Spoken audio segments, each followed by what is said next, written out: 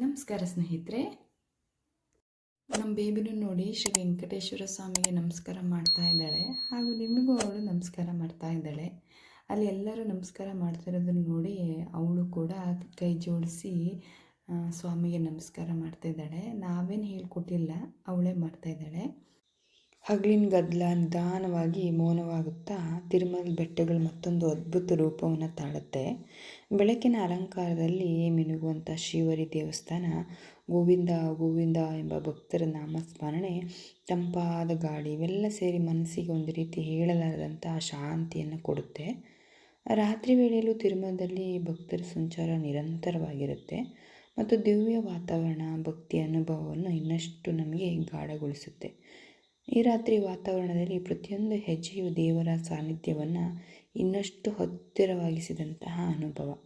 ಒಮ್ಮೆ ದಿವ್ಯ ರಾತ್ರಿ ಸೌಂದರ್ಯವನ್ನು ಕಣ್ತುಂಬಿಕೊಂಡ್ರೆ ಮತ್ತೆ ಮತ್ತೆ ತಿರುಮಲಕ್ಕೆ ಬರಬೇಕನ್ಸುತ್ತೆ. ದೇವಸ್ಥಾನದ ಆಪೋಸಿಟ್ ಮೇಲ್ಗಡೆ ಸ್ಟೆಪ್ಸ್ ಇದೆಯಲ್ಲ, ಆ ಪ್ಲೇಸಲ್ಲಿ ಭಕ್ತರೆಲ್ಲ ಅಲ್ಲಿ ಕರ್ಪೂರ ಹಚ್ಚೋದು, ಕಾಯಿ ಹೊಡೆಯೋದು ಮಾಡ್ತಾಯಿದ್ರು. ಒಂದು ನಂಬಿಕೆ ಪ್ರಕಾರ ಅವ್ರ ಹರಕೆ ಈಡೇರಿದಾಗ ಆ ಕೃತಜ್ಞತೆಗೋಸ್ಕರ ಅಲ್ಲಿ ಕರ್ಪೂರ ಹಚ್ಚಿ ಕಾಯಿ ಹೊಡೆದು ಪ್ರಾರ್ಥನೆಯನ್ನು ಸಲ್ಲಿಸ್ತಾರೆ. ಆದರೆ ಟಿ ಎಲ್ಲಿ ನಿಗದಿಪಡಿಸಿರುತ್ತೆ ಅದೇ ಪ್ಲೇಸಲ್ಲಿ ಕರ್ಪೂರ ಹಚ್ಚೋದಾಗಲಿ ಕಾಯಿ ಹೊಡೆಯೋದು ಮಾಡಬೇಕು. ದೇವಸ್ಥಾನಕ್ಕೆ ಬಂದರೆ ಕೂತು ಹೋಗಬೇಕು ಅಂತ ಒಂದು ನಂಬಿಕೆ ಇದೆ. ನಾವು ಆ್ಯಕ್ಚುಲಿ ಒಳಗಡೆ ದರ್ಶನಕ್ಕೆ ಹೋದಾಗ ಕೂಡ ಅಲ್ಲಿ ಒಂದು ಮಂಟಪ ಇತ್ತು. ದರ್ಶನದಿಂದ ಹೊರಗೆ ಬಂದಾಗ ದೇವಸ್ಥಾನದ ರೈಟ್ ಸೈಡಿಗೆ ಅಲ್ಲಿ ಸ್ವಲ್ಪ ಹೊತ್ತು ಕೂತಿದ್ವು. ಹಾಗೆ ಈಗಲೂ ಸಹ ನಾವು ರಾತ್ರಿನೂ ಕೂಡ ಇಲ್ಲಿ ಬಂದು ಕೂತಿದ್ದೀವಿ. ಇಲ್ಲೊಂಥರ ಕೂತ್ರೆ ಮನಸ್ಸಿಗೆ ಒಂಥರ ನೆಮ್ಮದಿ ಸಿಗುತ್ತೆ. ಇವಳು ಕೂಡ ಚೆನ್ನಾಗಿ ಆಟ ಆಡ್ತಾ ಇದ್ಲು.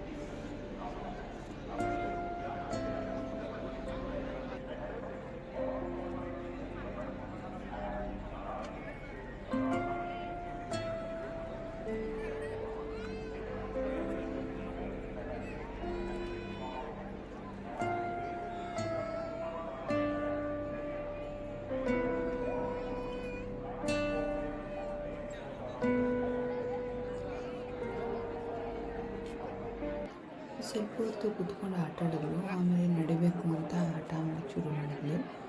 ಇವರು ನೋಡಿ ನಡೆಸ್ತಾ ಇದ್ದಾರೆ. ಎಲ್ಲನೂ ನೋಡ್ಕೊಂಬರೋಕ್ಕೂ ಚೆನ್ನಾಗಾಗುತ್ತಲ್ವ, ಹಾಗೆ ಕೈಗೆ ಕಾಲಿಗೆ ಏನಾದರೂ ಸಿಗುತ್ತಾ ಅಂತ ಬೇರೆ ನೋಡ್ತಾ ಇರ್ತಾಳೆ ಅವಳು, ಎತ್ಕೊಂಡು ಬಾಯಿಗೆ ಹಾಕ್ಕೊಳೋಕ್ಕೆ. ಹಾಗೆ ಇದು ಊಟದ ಹಾಲಲ್ಲಿ ಇದೆ. ತುಂಬ ಅಂದರೆ ತುಂಬ ಚೆನ್ನಾಗಿದೆ, ದೊಡ್ಡದಾಗಿ ವೈಟಾಗಿ ಇದನ್ನು ಮಾಡಿದ್ದಾರೆ. ತಿರುಮಲದಲ್ಲಿ ಊಟ ಅಂತೂ ತುಂಬ ಚೆನ್ನಾಗಿರುತ್ತೆ. ಸಿಹಿ ಪೊಂಗಲ್ಲು, ಚಟ್ನಿ, ಹಾಗೆ ಪಲ್ಯ, ಅನ್ನ ಸಾಂಬಾರು ಎಲ್ಲ ತುಂಬ ರುಚಿಯಾಗಿತ್ತು. ಹಾಗೆ ಹೊರಗಡೆ ಬೀಡ ಕೂಡ ಇತ್ತು. ಬೀಡ ತಗೊಂಡು ಹೋದು ಶಾಪಿಂಗ್ ಮಾಡೋಣ ಅಂತ. ಶಾಪಿಂಗಲ್ಲಿ ಕೇಳಿದ್ರೆ ದೇವರೇ, ಶಾಪ್ಗಳಲ್ಲಿ ಎಲ್ಲ ಅಮೌಂಟು ಜಾಸ್ತಿನೇ. ಒಂದು ಶಾಪಲ್ಲಿ 350 ಅಂದರೆ ಇನ್ನೊಂದು ಶಾಪಲ್ಲಿ 400 ಅಂತಾರೆ. ಹಾಗೆ ಇನ್ನೊಂದು ಶಾಪಲ್ಲಿ 50 ರುಪೀಸ್ ಅಂದರೆ ಅದು 100 ಮಾಡ್ತಾರೆ. ಹೀಗೆ ಒಂದು ಡಬಲ್ಲು ಅಥವಾ 50 ರೂಪಾಯಿನೋ 100 ರೂಪಾಯಿನೋ ಜಾಸ್ತಿನೇ ಹೇಳ್ತಾಯಿದ್ರು.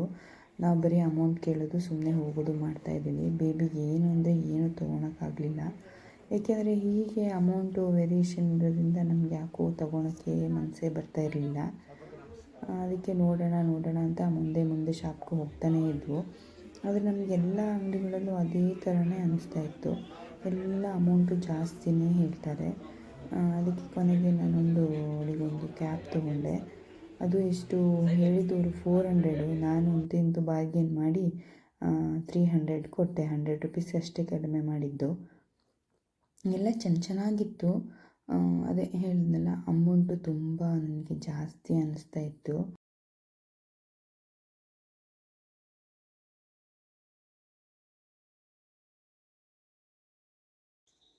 ಶ್ರೀ ವೆಂಕಟೇಶ್ವರ ಸ್ವಾಮಿ ದರ್ಶನ ಆದಮೇಲೆ ನಾವು ತಿರುಮಲದಲ್ಲಿ ಕೆಲವು ಪ್ಲೇಸಸ್ಗಳಿದೆ, ಅದನ್ನು ನೋಡೋಣ ಅಂತ ಅಂದ್ಕೊಂಡಿದ್ದೀವಿ. ಮೊದಲಿಗೆ ಆಕಾಶಗಂಗೆಗೆ ಹೋಗೋಣ ಅಂತ. ಆಕಾಶಗಂಗೆ ಮತ್ತು ಪಾಪನಾಶಿನಿ ಎಲ್ಲ ನೋಡೋಣ ಅಂತ ಅಂದ್ಕೊಂಡಿದ್ದೀವಿ. ಇದು ದೇವಸ್ಥಾನದಿಂದ ಸುಮಾರು 5 ರಿಂದ 6 ಕಿಲೋಮೀಟ್ರ್ ದೂರದಲ್ಲಿದೆ.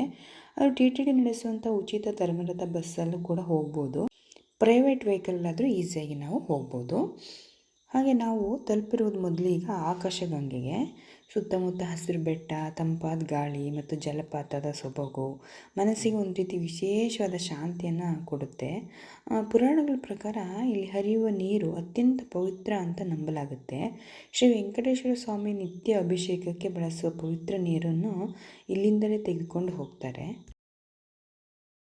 ತಿರುಮಲಕ್ಕೆ ಕಂಪೇರ್ ಮಾಡಿದ್ರೆ ಈ ಆಕಾಶಗಂಗೆ ಹಾಗೂ ಪಾಪನಾಶಿನಿಯಲ್ಲಿರುವಂಥ ಶಾಪ್ಗಳಲ್ಲಂತೂ ಆರಾಮಾಗಿ ನಾವು ಪರ್ಚೇಸ್ ಮಾಡ್ಬೋದು. ನಾನಂತೂ ತುಂಬ ಐಟಮ್ಗಳನ್ನ ತೊಗೊಂಡೆ.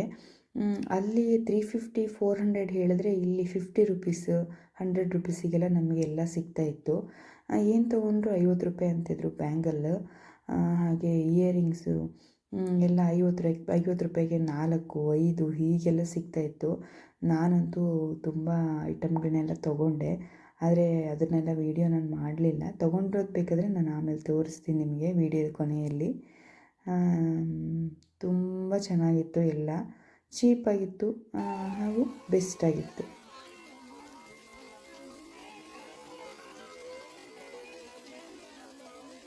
ದರ್ಶನ ನಂತರ ನಾವೀಗ ಪಾಪ ವಿನಾಶಿನಿಗೆ ಬಂದಿದ್ದೀವಿ. ಹೆಸರೇ ಹೇಳುವಂತೆ ಇದು ಭಕ್ತಿಯಿಂದ ಇಲ್ಲಿ ಸ್ನಾನ ಮಾಡಿದರೆ ಪಾಪಗಳು ನಿವಾರಣೆ ಆಗುತ್ತೆ ಅನ್ನೋ ನಂಬಿಕೆ ಇದೆ. ಆದ್ದರಿಂದ ಪ್ರತಿದಿನ ಸಾವಿರಾರು ಭಕ್ತರು ಈ ಪವಿತ್ರ ತೀರ್ಥಕ್ಕೆ ಭೇಟಿ ನೀಡ್ತಾರೆ. ತಿರುಮಲಕ್ಕೆ ಬಂದರೆ ಕೇವಲ ದೇವಸ್ಥಾನ ದರ್ಶನ ಅಷ್ಟೇ ಅಲ್ಲ, ಇಂತಹ ಪವಿತ್ರ ತೀರ್ಥಕ್ಷೇತ್ರಗಳಿಗೂ ಭೇಟಿ ನೀಡಿ. ಇಲ್ಲಿ ಸಿಗುವಂಥ ಪ್ರಕೃತಿ ಸೌಂದರ್ಯ, ಆಧ್ಯಾತ್ಮಿಕ ಅನುಭವ ಮತ್ತು ಮನಸ್ಸಿಗೆ ಸಿಗುವಂಥ ನೆಮ್ಮದಿ ಜೀವನ ಪೂರ್ತಿ ನಮ್ಮ ನೆನಪಿನಲ್ಲಿ ಉಳಿಯುತ್ತೆ.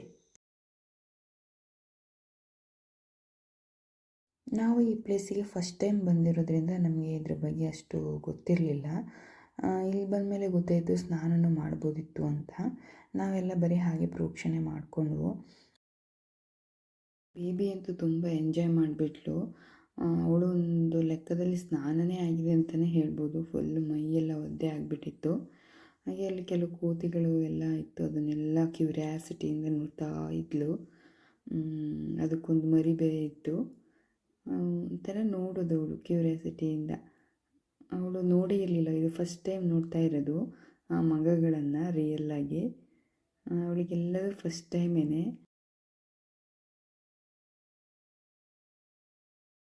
ತಿರುಮಲದ ಬೆಟ್ಟಗಳಲ್ಲಿ ಈ ಥರ ಚಿಕ್ಕ ಚಿಕ್ಕದಾಗಿ ಕಲ್ಲುಗಳಿರುತ್ತೆ, ಅದನ್ನೆಲ್ಲ ಹೀಗೆ ಜೋಡಿಸಿಟ್ಟಿರ್ತಾರೆ. ಇದು ಯಾಕೆ ಈ ರೀತಿ ಮಾಡ್ತಾರೆ ಅನ್ನೋ ಕುತೂಹಲ ಕೆಲವರಿಗಿರುತ್ತೆ. ಭಕ್ತರ ನಂಬಿಕೆ ಪ್ರಕಾರ ಇಲ್ಲಿ ಕಲ್ಲು ಜೋಡಿಸೋದ್ರಿಂದ ಉದ್ಯೋಗ, ಮದುವೆ, ಮನೆ, ಹಾಗೆ ಸಂತಾನ ಭಾಗ್ಯ, ಈ ರೀತಿಯಂತಹ ಮನೋಕಾಮನೆಗಳೇನಾದರೂ ಇದ್ದರೆ ಅದನ್ನು ಈಡೇರಲಿ ಅಂತ ಬಂದು ಹೀಗೆ ಕಲ್ಲನ್ನು ಕಟ್ತಾರೆ.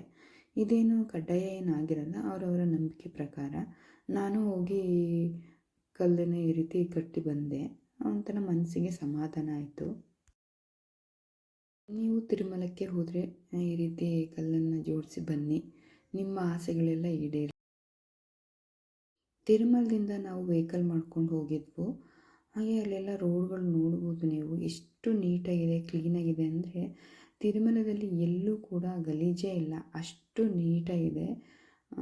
ಅವಾಗವಾಗ ಬಂದು ಅಲ್ಲಿ ಕ್ಲೀನ್ ಮಾಡ್ತಾನೇ ಇರ್ತಾರೆ. ನಾನು ನೋಡಿದ ಪ್ರಕಾರ ನಾವಲ್ಲಿ ಒಂದು 4 ಡೇಸ್ ಇದ್ದು ಎಲ್ಲೂ ಕೂಡ ಗಲೀಜಿರಲಿಲ್ಲ. ಅಲ್ಲಿ ವಾಶ್ರೂಮ್ ಆಗಿರ್ಬೋದು, ಹೀಗೆ ಸುತ್ತಮುತ್ತ ಇರೋ ರೋಡ್ಗಳು, ಫುಟ್ಪಾತ್ಗಳು, ದೇವಸ್ಥಾನದ ಸುತ್ತಮುತ್ತ ಅಷ್ಟೇ ಕ್ಲೀನಾಗಿಲ್ಲ.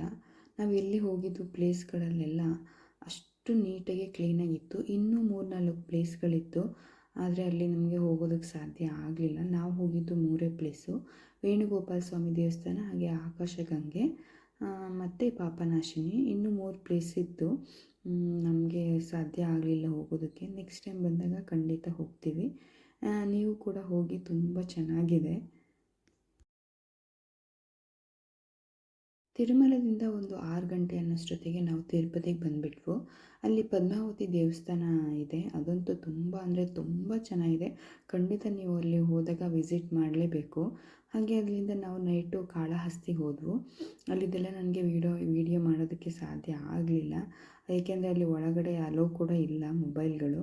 ಹೊರಗಡೆ ಅಷ್ಟೊಂದು ನಾನು ಎಲ್ಲೂ ವೀಡಿಯೋ ಮಾಡಲಿಲ್ಲ. ಆದರೆ ತುಂಬ ಚೆನ್ನಾಗಿದೆ. ಖಂಡಿತ ನೀವು ತಿರುಪತಿಗೆ ಹೋದರೆ ಅದನ್ನೆಲ್ಲ ಪ್ಲೇಸ್ಗಳನ್ನು ನೀವು ಕವರ್ ಮಾಡ್ಕೊಂಡು ಬನ್ನಿ. ನೈಟು ತಿರುಮಲದ ಎಂಟ್ರೆನ್ಸ್ ನೋಡಿ ಹೇಗಿದೆ, ತುಂಬ ಚೆನ್ನಾಗಿತ್ತು. ಹಾಗೆ ಪದ್ಮಾವತಿ ದೇವಸ್ಥಾನದಲ್ಲಿ ಕಮಲ ಹೂವು ದೇವರಿಗೆ ಅರ್ಪಿಸ್ತಾರೆ. ಹಾಗಾಗಿ ನಾವೊಂದು ಕಮಲ ಹೂವು ತೊಗೊಂಡು, ಹಾಗೆ ಇದು ಕಾಳಹಸ್ತಿದು ಹೊರಗಡೆದು ಜಸ್ಟ್ ಹಾಗೆ ವೀಡಿಯೋ ಮಾಡಿದ್ದೀನಿ, ಇಷ್ಟೇ ಮಾಡಿರೋದು. ನಾನು ನಿಮ್ಗೆ ಆವಾಗಲೇ ಹೇಳಿದೆ ಶಾಪಿಂಗ್ ಏನೇನು ತೊಗೊಂಡೆ ಅಂತ. ನೋಡಿ ನಾನು ಇಷ್ಟು ಐಟಮ್ಗಳನ್ನು ತೊಗೊಂಡಿದ್ದೀನಿ. ಇನ್ನೂ ತೊಗೋಬೋದಿತ್ತು, ನನಗೆ ವೆಹಿಕಲ್ ಮಾಡ್ಕೊಂಡು ಬಂದಿರೋದ್ರಿಂದ ಅವರು ವೆಯ್ಟ್ ಮಾಡಲಿಲ್ಲ, ಹಾಗಾಗಿ ನಾನು ಇಷ್ಟೇ ತೊಗೊಳಕ್ಕಾಗಿದ್ದು. ಯಾರೆಲ್ಲ ಮೊದಲನೇ ಸತಿ ನಮ್ಮ ವಿಡಿಯೋ ನೋಡ್ತಾ ಇದ್ದೀರಾ ದಯಮಾಡಿ ಸಬ್ಸ್ಕ್ರೈಬ್ ಮಾಡಿಕೊಂಡು ನೋಡಿ. ಈ ವಿಡಿಯೋ ನಿಮಗೆ ಇಷ್ಟ ಆದರೆ ಲೈಕ್ ಮಾಡಿ, ಶೇರ್ ಮಾಡಿ, ಕಮೆಂಟ್ ಮಾಡಿ. Thank you for watching.